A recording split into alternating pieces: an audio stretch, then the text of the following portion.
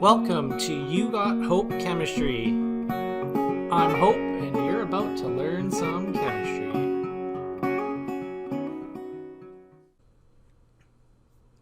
In today's lesson, we are going to look at carboxylic acids and esters. And the reason for the grouping of carboxylic acids and esters is they are part of the same type of reaction, which is esterification, where a carboxylic acid reacts with an alcohol to form an ester. So let's start with naming and writing formulas first. And before I kind of get to the naming part of it, I do want to say that carboxylic and acids have the same generic formula. If it's a monoester, if it's a monocarboxylic acid with no other functional groups, which for our course is kind of how we do it. So it would be CnH2nO2. So if you count up the number of carbons in a carboxylic acid, or you count up the number of carbons in an ester, and they're same, they're actually going to be isomers of one another. Again, as long as there isn't any other functional groups, which there shouldn't be at this level of chemistry. So let's start with carboxylic acids. Carboxylic acids have this very unique COOH group.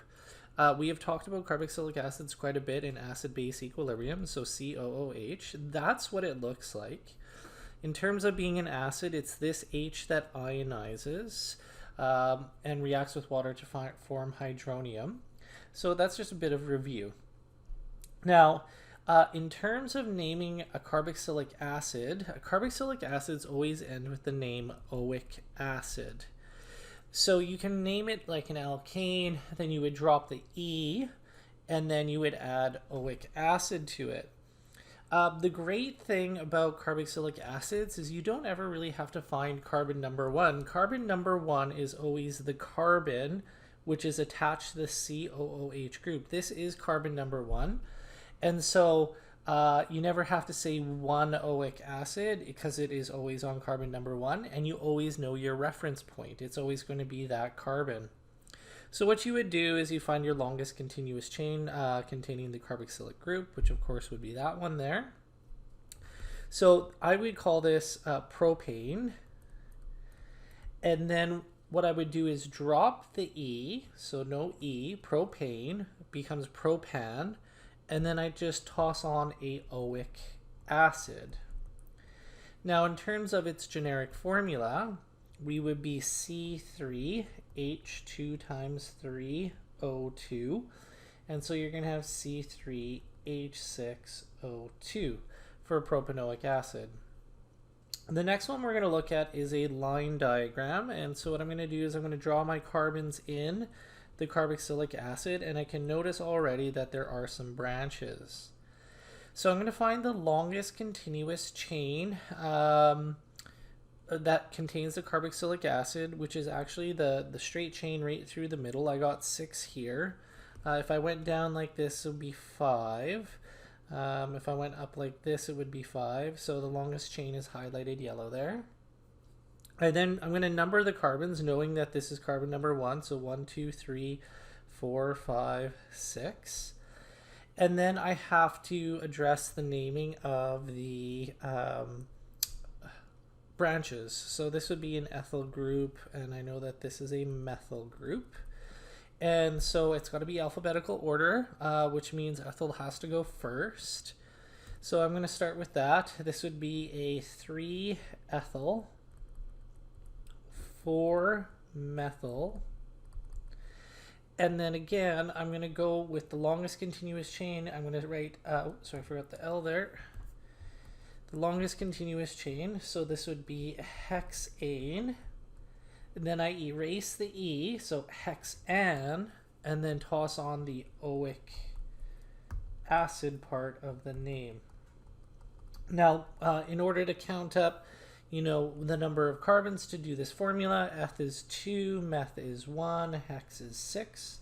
So we are C9, H 2 times 9 is 18, and then O2. The next thing we're going to look at is naming esters. Now esters have this very peculiar looking COO group. And so I'm going to highlight all of them here. And on the line diagrams, I am going to include drawing in carbons, just so we have a good feel of what these things really look like. And I'm going to talk about how they are created. So I'm going to start with our first picture here. The way an ester is actually made is when a carboxylic acid and alcohol come together. And so I'm going to highlight what would be the alcohol part that came together with what would be the carboxylic part. And so I'm going to do that by using different highlighters.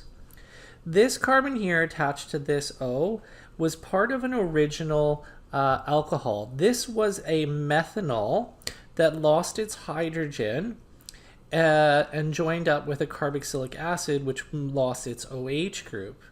So this longer chain here, this actually came from a carboxylic acid. And so I'm going to do the same highlighting all the way down. And I'm going to explain to you how I know which part came from a carboxylic acid and which part came from an alcohol. So the carboxylic part always has the carbon attached to the double bond O. So for instance, this carbon here is attached to the double bond O. This comes from the carboxylic acid in the reaction to make the ester. Same thing down here in the bottom corner. It's this one here. Now, I picked this one on purpose because it looks really funny. So this would have come from methanoic acid. There's only one carbon there in the COO group. Okay, so that originated from a methanoic acid. The rest of these, the carbon that's singly bonded just to one oxygen, this one, comes from an alcohol. So this actually came from propan 1-ol because there is an O attached to the first carbon. This O was attached to an H in a hydroxyl group. So this actually came from propan 1-ol, and this one came from butan 1-ol. Now this is critical that you do some kind of color coding or identification of which half is which, because this dictates how you name the compound.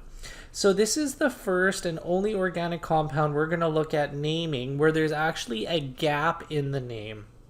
So it's not one fluid thing. And so the name is made up of two parts, a prefix, then a blank, and then the main part of the name. Now, the prefix comes from the alcohol. So it always goes the alcohol first, and then it comes the carboxylic acid. And so what we're going to do is we're going to actually name the alcohols and carboxylic acids first, and then we're going to combine them to make the ester name. So for instance, on our first one here, we have methanol in pink. The second one we have propan 1-ol. Here we have butan 1-ol.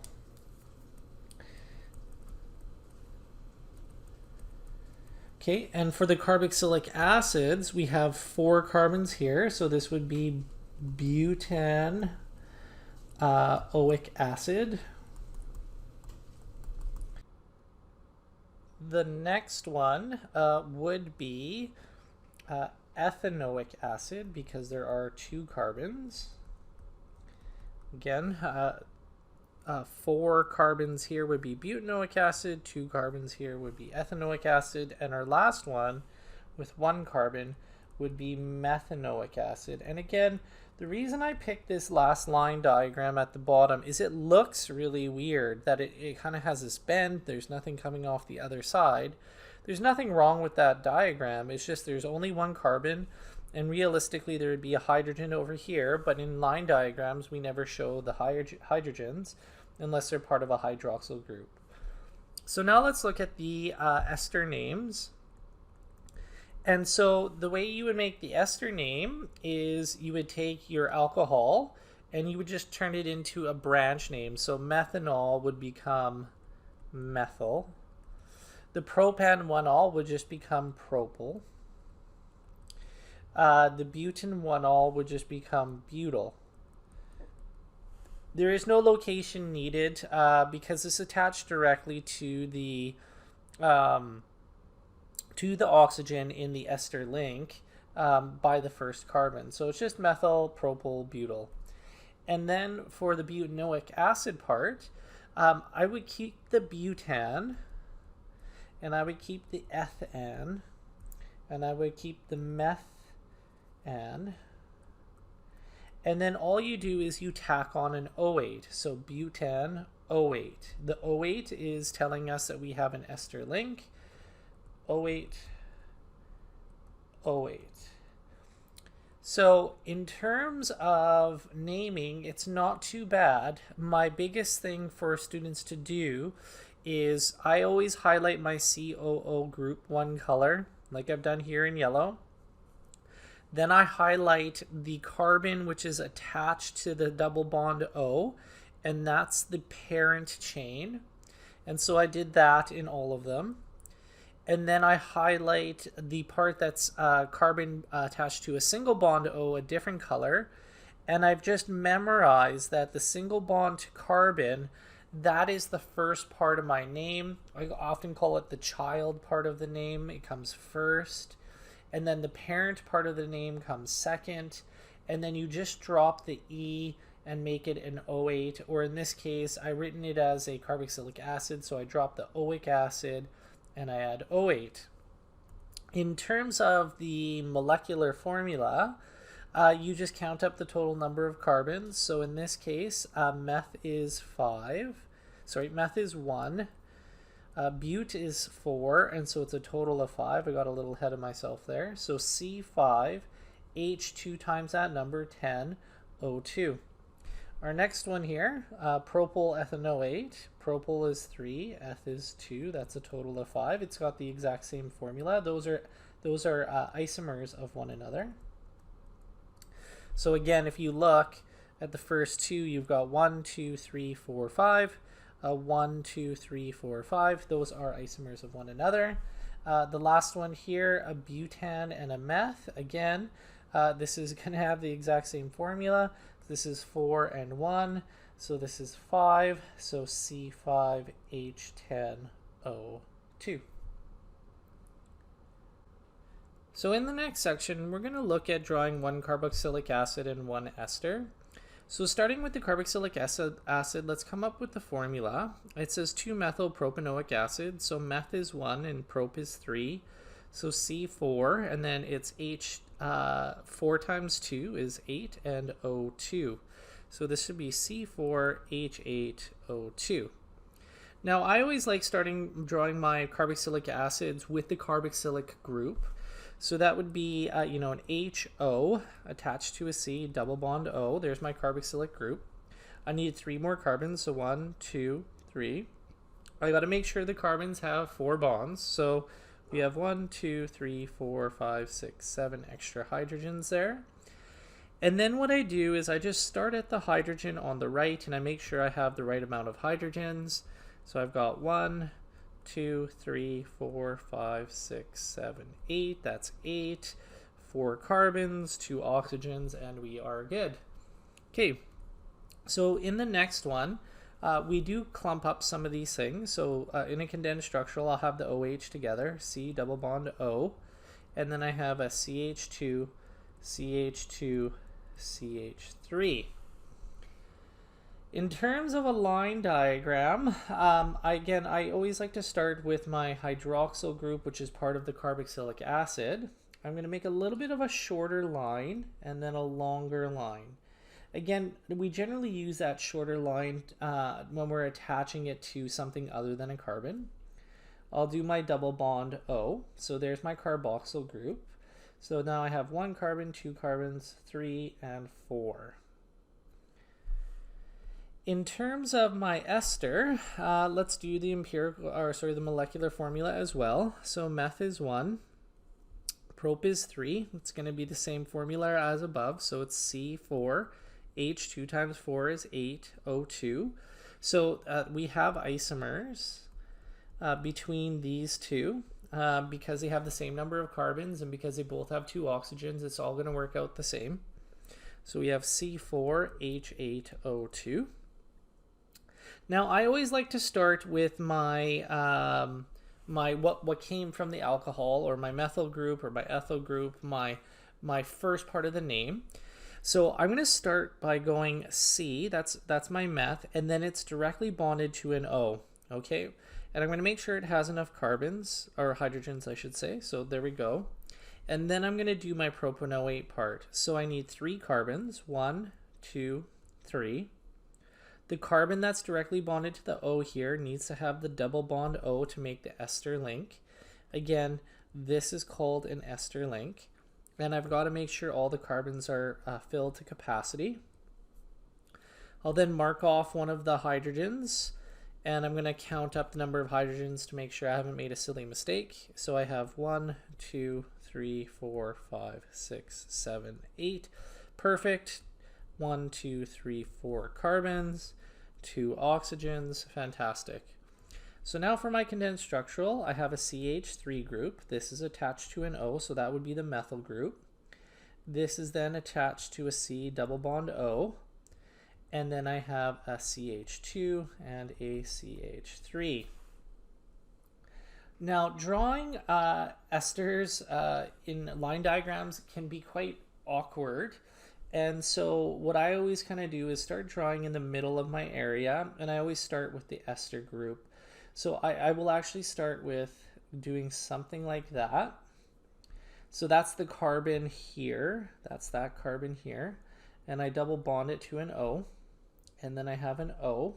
So there's my ester link. But of course there is a methyl group off of it. So I'll do that. There's my methyl group, my methyl group. And then I've got 1, 2, 3. And that's what my line diagram will look like. For some reason, I always get in the habit of drawing the carboxylic, the double bond oxygen up.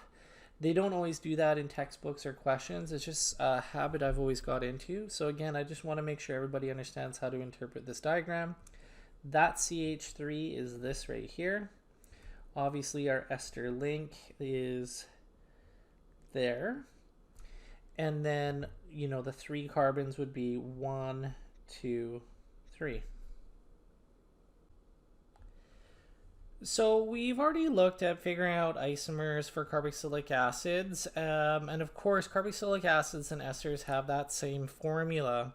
So really, all you really need to do is count up the number of carbons between an ester and a carboxylic acid, and if they match, you know you have isomers.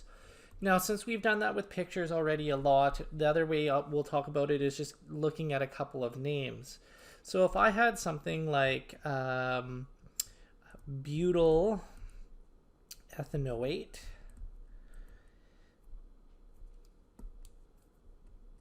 and then I had propyl propanoate, I would just simply go, okay, but is 4, eth is 2, that's a total of 6. Prop has 3, propanoate has 3, that's 6. So those are isomers. And then I could look at something like maybe a hexanoic acid,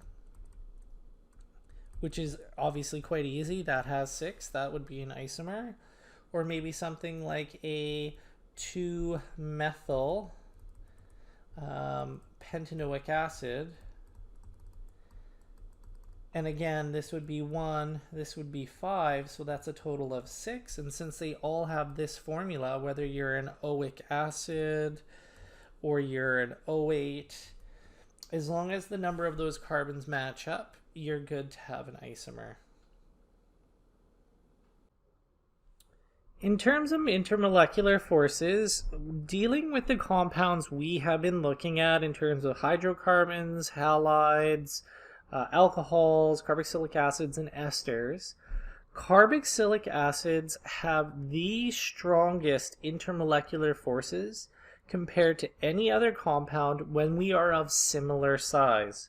And so what I mean by that, if I was comparing propanoic acid to propanol to propane to cyclopropane to anything that has 3 carbons in it, this is going to trump all of them. And the reason for it, and I'm going to actually just do methanoic acid here as an example, is essentially you have 2 places where you could form hydrogen bonds, okay? So for instance, I'm going to draw another methanoic acid in relation to this methanoic acid, and I'll do it in a different color. But I could have, you know, my OH group here, C double bond O, H. Now I have O directly bonded to H in this hydroxyl group, which is part of the carboxylic group. And so I can make a hydrogen bond between this H and this O, this H and this O. But I can also make a hydrogen bond up here. This is, you know, the oxygens here are always negative and the hydrogens are always going to be positive due to the polarity of that bond. But if I had a water, and I'm going to draw a water coming out this way, I can form another hydrogen bond right here as well. So the reason I've drawn a water here is to show the solubility of water in terms of a carboxylic acid in water. I could have drawn another methanoic acid and drawn another bond there. So again, in order to have a hydrogen bond, you must have an O directly bonded to H in one molecule. And so you have those here. Okay. And then in the other molecule, the H has to be attracted to an O, which we have. So this H is attracted to this O, this H is attracted to this O, and this H is attracted to this O. And this is a polar enough bond to cause this to be highly, highly negative. This is very polar. And so there's not just the hydroxyl group that's part of the larger carboxyl group. There's also this double bond O, which is very polar, making it almost doubly polar than an alcohol.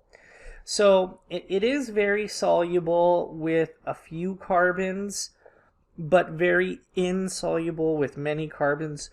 Just like the alcohols, you can't just say like dissolves like. You know, as long as you're polar, you're going to dissolve in something that's polar. Once you get into kind of the pentanoic acids, the hexanoic acids, and you put those in water, the hexane part of that larger chain is so big, it kind of overrides the polarity of the carboxyl group. And again, I really want to highlight this fact. It has the highest melting and boiling points compared to similar size organic compounds we have learned about. It is the queen bee of polarity, I like to say. Now, let's look at esters a little bit. Esters, the problem with an ester, it does have a polar bond. So if I had a C double bond O, single bond O like this, okay, and we're looking at something that looks like this, I don't have an O directly bonded to an H in this molecule. So it can't form a hydrogen bond with another ester. And the other problem becomes if these start getting bigger, so let's say I had like a propyl propanoate, it looks something like this. These oxygens here, they start getting hidden inside of this bigger compound, and so it becomes very hard for other things to kind of get attracted to these oxygens because they're kind of stuck in between these kind of carbon chains. And so the solubility is slight, you know, with a few carbons. It's not even that great with a few carbons. But something like this with a propyl propanoate, I don't know if it would be, you know, almost soluble in water at all, but it would have a much higher solubility in non-polar things. And of course, the classic, the bigger something gets, the higher its boiling point is going to be, due to an increased number of electrons and the ability to distort the electron cloud, creating larger London dispersion forces. In terms of reactions, we are going to look exclusively here at esterification, which is the production of an ester using an alcohol and a carboxylic acid. And we've looked at this kind of at the start when we were doing naming, but we're going to look closer exactly at how it works. And so I'm going to try to keep this really simple with some fairly small alcohols and carboxylic acids to start, and we'll do it with a structural diagram so it's easier to see. So we'll do a reaction of methanol plus ethanoic acid. Now, what I'm going to tell you right now is we'll figure out the name of one of the products, and then I'll show you how we get the second product. There's always going to be two products here. So once I've identified that, the alcohol is methanol, I know that it's going to be a methyl blank, and then I go to the oic acid, which is the parent. So ethanoic acid becomes ethanoate. Okay, so this is the parent. The acid comes from the parent, whereas the child, I always call it the child. This is just a Mr. Hope thing. It's not an actual term. I just call it the child. The alcohol is a result. The child is a result of alcohol. I always put that first. So methyl space ethanoate. And there is another compound that is a product, and it is a constant.